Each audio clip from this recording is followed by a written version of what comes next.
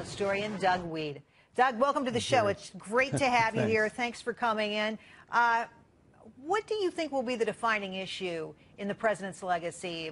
Will it be foreign policy? Will it be health care? What will be the issue we will remember him for?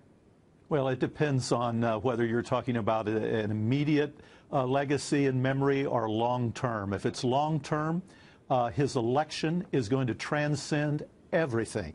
The fact that an African-American was elected president in a country that once had slavery, whose founding fathers wrote all men are created equal even while they owned slaves, the authors of those great words, that in itself is going to transcend everything.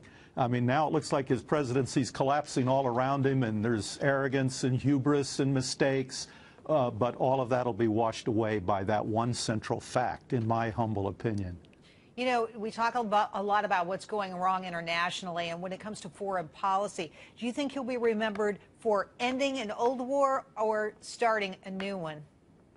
No, I think all of, as I previously said, all of those details, he does not stand up well if it's just all on paper. I mean, one of the most damning statistics now is this study out of the University of California in Berkeley that shows the poor got poorer and the rich got richer under Barack Obama at a staggering rate. That's a terrible legacy for a liberal president to have to carry out of his presidency, and an unintended consequence of his own policies. And so foreign affairs, the world, there's absolute chaos across Africa, Asia, the Middle East. But when you talk about legacy of a president, I have liberal friends now who just love Ronald Reagan, and I think in 100 years there are going to be conservatives who aren't going to say, lay a glove on Barack Obama. They'll make their argument another way without incurring the wrath of African Americans. Well, it's interesting what you say, because I don't think the 1% have ever had it so good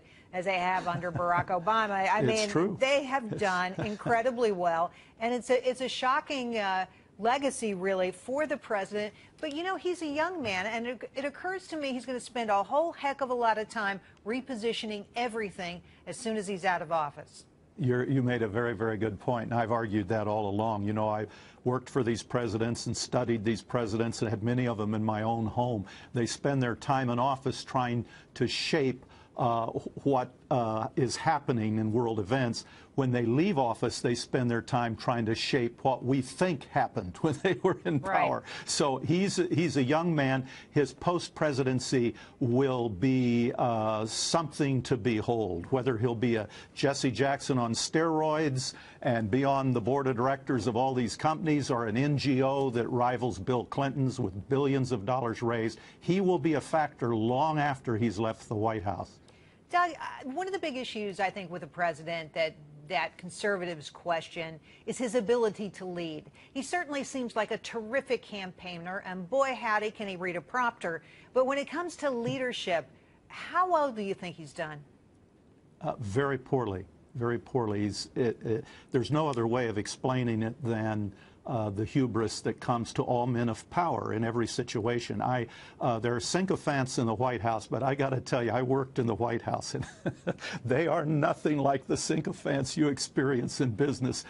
These are superb professionals, and they must have got to him. Because, for example, when he went to Estonia, he got all of his facts wrong. In front of the audience, it was an embarrassment. He talked about the battle over the TV tower in Tallinn, when in fact it happened in Vilnius and Lithuania. It was an embarrassment, and that's poor staff work that kept him from going to Paris. But when you have poor staff work, it's because you don't have people on your staff who will say, Mr. President, you've got to go to Paris, who will speak up. But rather instead, they'll just feed back what he wants to hear. So he's doing poorly right now. But as far as legacy goes, I think all those issues will be